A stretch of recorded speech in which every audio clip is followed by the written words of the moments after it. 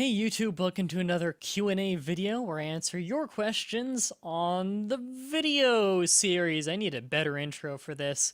If you guys want your questions answered on this show, then all you have to do is check out the description. There's a link to the Facebook fan page discussion thread thing on where you can ask your questions.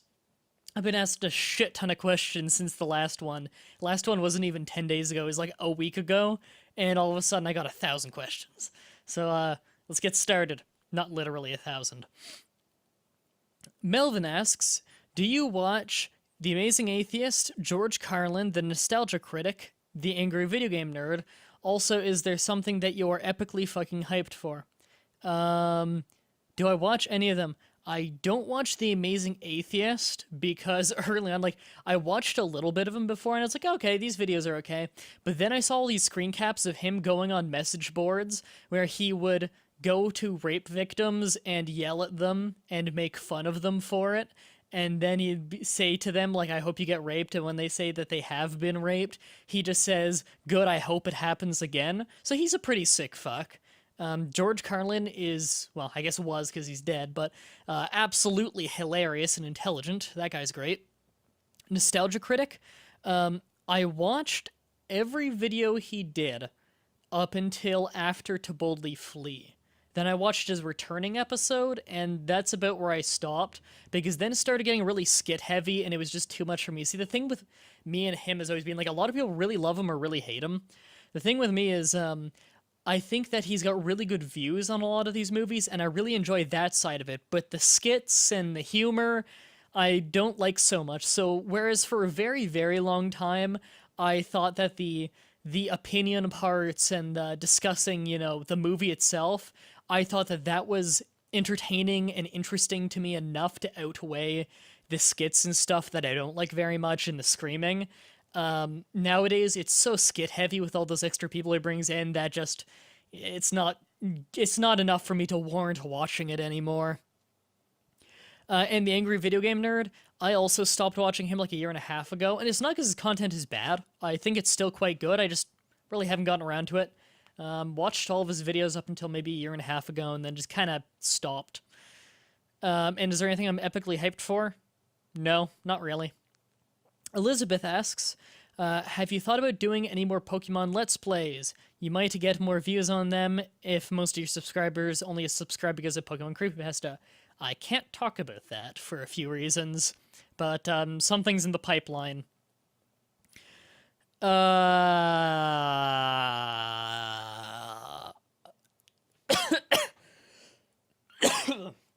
Throat wouldn't let me do a low tone. Stein? Stain? It's a Scandinavian name. I think it's Danish. Hey, Madron, I'm wondering, what is it that inspired you or made you get into YouTube? I think I already talked about that on the series. Are there any specific reasons for it? By the way, I really enjoy your videos, both your creepypasta readings and your other videos like Let's Plays, Flash Trash, etc. Keep it up. Mostly just, again, almost every series I started, I watched a bunch of people do it on YouTube badly and said I could do it better. And then I started doing it, and eventually I became better. With the Let's Plays, I sucked at the beginning, and now I'm okay at it. With everything else, I started off a lot better than what I was seeing. A lot of people didn't profile white noise, fucking left sneezing in their videos. They'd be doing, a dramatic reading and leave a take-in where they sneeze. Just leave it completely unedited, shit like that. So yeah, that's how I started most of my series. Other ones are just, I thought of an idea, and I thought that'd be fun to do, so I did it. Tyler asks, hey, Mah-Dry-Bread, I've watched some of your Q&A videos, and I finally thought of a question. Shulk for Smash. I don't know who Shulk is. In all seriousness, though, in all the years that you've been making videos, has there ever been something that has irritated you? By the way, I like... Oh, by that I mean, like a comment or a video itself. Oh, I get irritated by comments every day. Every day I get people commenting who just assume they know things about me that they don't know. Or they, what pisses me off the most is probably I get literally a dozen or two of these a week. People who comment just to say, you didn't give this enough of a chance, you never consider the good things in these stories, stuff like that where they pretend they can read my mind. That pisses me off a lot. Kimo asks, fun question. How did you like handling the invasion of my questions? Mwahaha. I'm not sure what you mean. I guess just because you have a lot of questions. It's fine. Melvin asks, taking what you said... Sorry, my eyes are blurring. Taking what you said in the last Q&A in mind, do you think that the USA is at all salvageable, and do you think... and if not, do you think it'll pull a kamikaze and take another country with it? I think it's a completely salvageable country. You could turn everything around and fix it in, like, a year. Most of the problems would be fixed in a year, and then other ones you have to slow burn and fix, but yeah, it's completely salvageable. It's not a bad country, it just has a shit ton of problems that need to be fixed.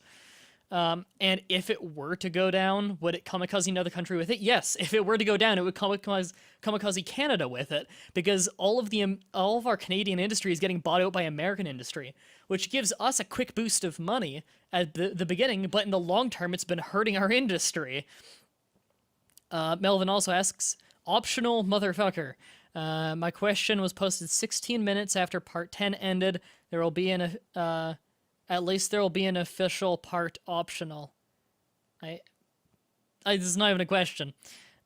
Christine asks, will you ever continue Flash Trash? Yes. In fact, we already recorded the next episode, but the entire recording got corrupted, so we're going to have to record something else. So that sucks. Connor asks, what is your opinion on Starbound? Also, why do you hate me? In brackets, Super Cosman. I played him with I've played with him on Flash Trash a few times. I've helped him a little bit for his show. My opinion on Starbound? Well, I have a series on my YouTube channel called This Is Why You Should Buy Starbound, or something along those lines. Just haven't done a video on it in a while, so there you go. That's my opinion on it. Buy it. And why do I hate you? You know why I hate you.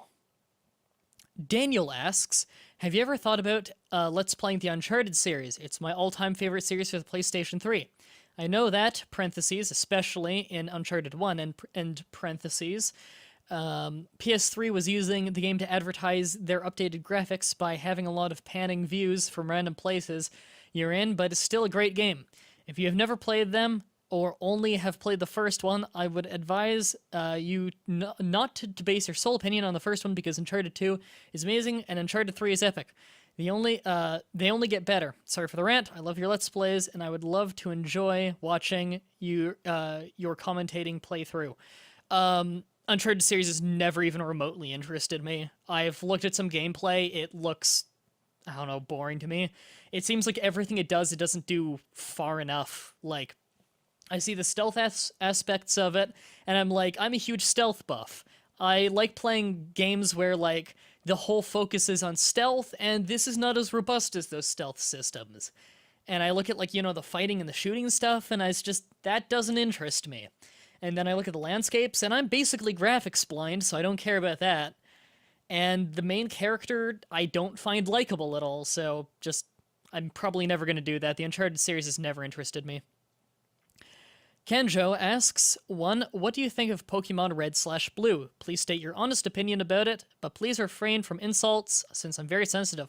Why would I insult you? 2.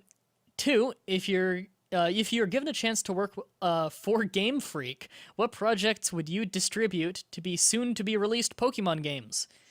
Weird questions. What do I think of Pokemon Red and Blue? Pokemon Blue is my favorite Pokemon game. How do I explain it? Part of it is nostalgia, of course, because Pokemon Blue was my first Pokemon game, but with it being the first Pokemon game released in Canada was Red and Blue, and I had Blue, my sister had Red. I like Blue more just because I like the Pokemon in it more, the ones that are exclusive to it. It feels really good to me, and it's not to say that the others aren't awesome. I loved first, second, and third generation. Like, I know a lot of people say that they didn't like third generation. I thought third generation was really, really good. And yeah, the gameplay was better in 2 and 3 than it was 1, but there's a feel that 1 has to it that I really enjoy. So yeah, my opinion of Pokemon Red and Blue, they're awesome. And if you're given the chance to work for Game Freak, what projects would you distribute as soon-to-be Pokemon games? I have absolutely no idea. I would stop releasing Pokemon games, probably, because, I have not liked the Pokemon in 4th, 5th, and 6th gen. Well, there are the occasional ones I like. I like Galvantula. That's a cool Pokemon. It looks like a Pokemon. Kimo asks about Omega Red and Alpha Sapphire. Those are stupid names. Who is your favorite third gen starter, and what was your reaction to design of the Mega Evolutions? And then the person links the Mega Evolution chart, which I don't need to check. I'm guessing you haven't seen any of my Pokemon Let's Plays, because I say in all of them I don't use starters. I don't like starters. They make the game feel way too easy to me. So I don't particularly like any of the starters. I don't dislike any of them, I just don't use them. And I fucking hate Mega Evolutions. I think it's completely stupid and is basically just a Digimon thing. I hate Mega Evolutions. So yeah, I don't need to check it. I hate the design of the Mega Evolutions. I've not liked a single one that I've seen, and I think from a gameplay standpoint, it's stupid. Laura asks, would you rather kiss Brandon's...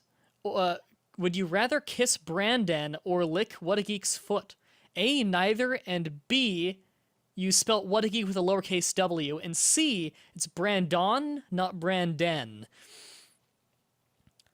Thomas asks, HamDB, this might be a weird question, but do you have a zombie survival plan? I know a few years back the internet began slamming zombies' faces so much that that people began believing in them. My friends would even brag about their survival plan. Parentheses, yeah, they're weird. Please tell me that I'm not the only one with friends like these. So do you have a plan? No, because zombies don't exist. Laura asks, ever consider entering a Pokemon TCG tournament? No, I'm not a tournament player for Pokemon. I'm not a competitive player for Pokemon at all. I don't know any of the strategies or anything. It'd probably be kind of fun, but no. Jacob asks, hey MDB, what WWE titles would you like to see brought back? Cruiserweight title. Cruiserweight title, Cruiserweight title, Cruiserweight title. That title was awesome. Thomas asks, would you rather, 1, play 9,000 Abroy games, 2, be forced to play shitty horror flash trash for the rest of your life? I'd rather play the shitty horror games, because those are hilarious, and the Abroy games are all the same game over and over, or at least many of them. Alistair, I believe I pronounced that correctly. In what order do you rank the story, gameplay, music, and graphics while playing or deciding to play a game? I just gameplay. That's the only one I rank, is gameplay. None of the other matter to me when I decide to play the game. Gameplay is the only one that matters to me. Like, the rest of them can accent my enjoyment of the game. Music's a big deal for me, and then maybe story and graphics last, because I basically don't notice graphics. But when I'm deciding to play a game, all I care about is the gameplay. Abby asks, I have a question about Canada and America. I want to move from the States to Canada, but I know it could take years. Is there advice you'd give on anything, such as where to live, what to watch out for, anything of the sort? If you're moving to Canada? There's nothing I can think of that you need to watch out for. There's nothing really dangerous over here that the States doesn't already have in a higher quantity. Get used to the wildlife if you're going to live not in a city. Don't pet moose. Moose are usually friendly, but they can charge. They're the North American rhino. People don't seem to people in the States who have never met a moose seem to make fun of moose. No, they're North American rhinos. They derail trains. Nothing I can really warn you about. It's, as for any advice, either move to Ontario if you have a post-secondary education or if you plan on getting one here, because if you don't have post-secondary education, Ontario is really hard to get a job in. And if you're not moving to Ontario, move to Alberta, where the tax rate is incredibly low if you don't have much money. The job market's a lot better there, people are a lot richer there, and the tax is a lot lower there. Not that I'm happy about the tax being low there, because we kind of would like to have their money going in to help us with our infrastructure, but if personal wealth matters to you, you can go to Alberta. Melvin asks, pertaining to my do you watch question, I can't edit comments on my phone. I'm adding Nintendo Capri Sun to the mix. No, I do not watch Nintendo Capri Sun. Abby asks, I really want to try out new games, and I was wondering if you have any recommendations. I want to try out new games, new types of strategy games. I really like games like Fire Emblem and Pokemon Conquest. Well, Fire Emblem, the guys who made that also made the series Advanced Wars. I really recommend you play that game. It doesn't have any of the RPG aspects, it's just tile-based strategy, but it's really, really fun. I actually did a Let's Play of the first Advanced Wars games. You can find that in the playlist section if you want to watch a little bit of it. You know, pick a random episode or two and see if this is a game that interests you. But yeah, the Advanced Wars series is really fun. You might want to try that out. And if you liked games like Fire Emblem and you like that strategy mixed with RPG, try Final Fantasy Tactics. Any one of the three, the PlayStation, Game Boy Advance, or DS ones, they're all pretty different. Especially the PlayStation one is very different from the other ones. The PlayStation one is very, very difficult, by the way. And the Tactics Ogre games, either SNES one with the PSP remake, which the SNES version's got a good English translation online. It's not hard to find if you Google it. And the GBA one, which is in English natively. Both Tactics on Game Boy Advanced and, Final Fantasy Tactics and Tactics Ogre. I've both done Let's Plays of, so you can see that in the playlist as well to see if you want to buy that game. Roger asks, have you ever played any Sonic the Hedgehog games? And if so, which one is your favorite? What's your opinion on them? And which of the ones, and which one of the hedgehogs is your favorite? Sonic, Shadow, or Silver. Personally, my favorite is Shadow, says Roger. Yeah, I've played a shit ton of Sonic games. In fact, a lot on this channel. Sonic the Hedgehog 2, I grew up with for a long time. Sonic the Hedgehog 3 and Knuckles, the combined version, that's my favorite Sonic game. The one I've played the most is probably Sonic Adventure 2 Battle on GameCube, although I also own it on Steam now. I've played probably thousands of hours on that. The game blows, and the soundtrack is horrible, but the Chow Garden is really, really fun, so I played an ungodly amount of the Chow Garden.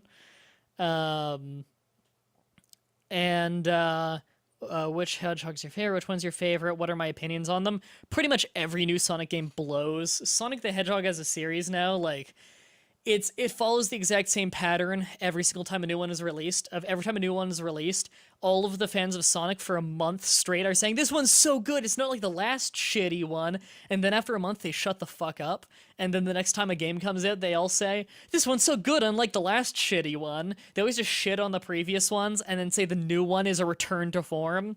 Sonic Colors sucked. I don't care what anyone says. Homing attack is the worst thing that's ever happened to the Sonic series, because they will not let homing attack go, and it's terrible. But anyway, and which one's my favorite between Sonic, Shadow, and Silver? I don't like any of them, but I guess Sonic is the least annoying. Oh, well, I guess that really depends on the game. Not Silver. I'll answer that. Not Silver. Either Shadow or Sonic wins depending on the game. But still, like, it's not like it's first, second, and third place. It's like 97th, 98th, and 99th place. And then 100 could be like, I don't know, Amy Rose. Joe asks, aside from Dragon Ball Z, what animes would you recommend watching? None. I don't really watch animes. All the anime that I've watched are really, really old ones, and I'm not going to go ahead and recommend any of them now, because honestly, I barely remember any of their names. Watch Mad Bull 34. That's a fun one. Kimmo asks, I saw in one of your streaming notifier videos, I saw that it's Sonic Adventure 2. Are you considering on doing a Let's Play of that soon? I'd love to see it.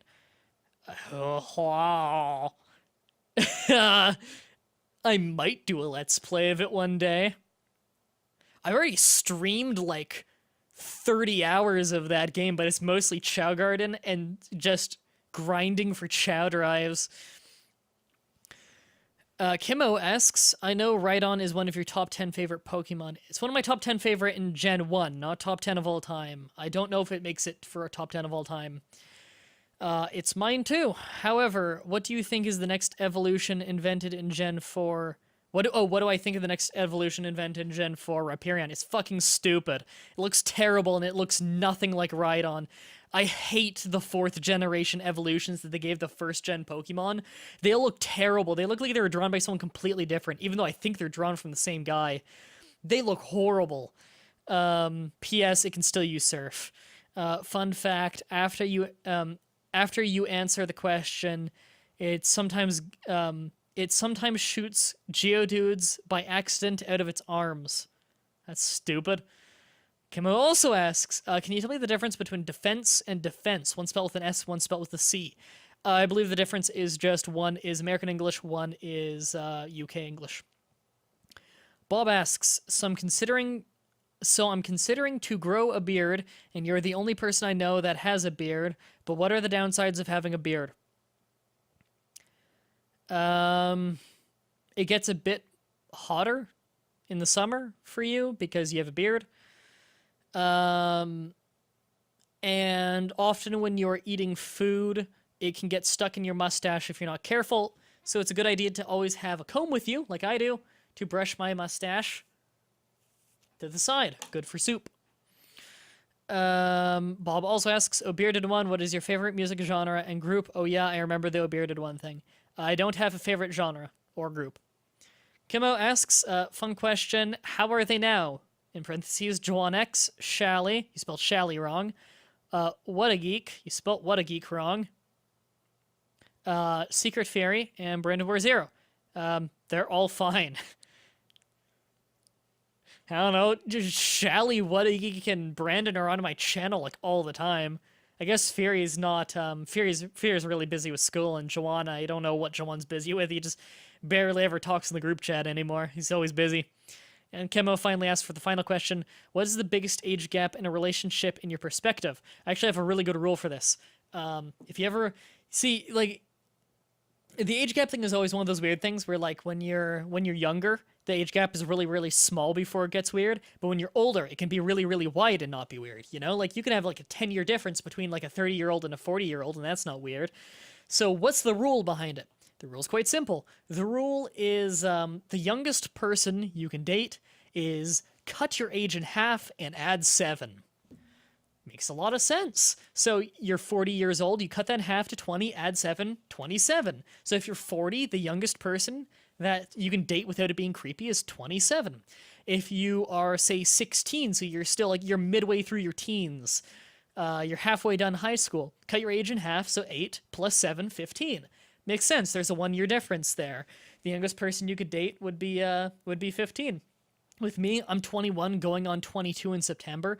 So you cut my age in half, add 7, and you get the 17, 18 range, depending on if you round up, you round down, whether you count me as 22 or not yet. So 17, 18 area for a 22-year-old, that makes sense. It's a really good rule that I read online. It actually completely complies with Canadian law, which Canadian law is a bit more relaxed on it. In Canadian law, the age of consent is 16, but it's not enforced in any way, shape, or form. And to avoid the weird incident that some countries have where they have no law in place for it, where like a 17-year-old, like two 17-year-olds will be dating, and then one turns 18, so technically one's an adult and one's a teen, and technically it's illegal in some countries. The way Canada gets around that is they have the 5-year rule. If you are within 5 years of age with the person that you're dating, then the whole rule of one's an adult, one's a teen doesn't matter. It's just to make sure that if one becomes an adult while the other's still a teen while they're dating, that there's no problem that arises through that, because that would be stupid, and that's not the point of the law at hand. So there you go. That's the awesome rule that I've read online, and I think it applies to most situations, is cut your age in half, add 7, that's the youngest person you can date. Yeah. And of course, it works both ways. So that's it for the questions. How long has this video gone on? 24 minutes. I go through that many questions fast. I think that's the most questions I've ever answered in one video. All right. Again, if you want me to answer your question live on this show, then all you have to do is follow the link in the description to the Facebook fan page, post your comment on what question you have for me, and I'll answer it. So thank you all for watching, and until next time, have a nice day.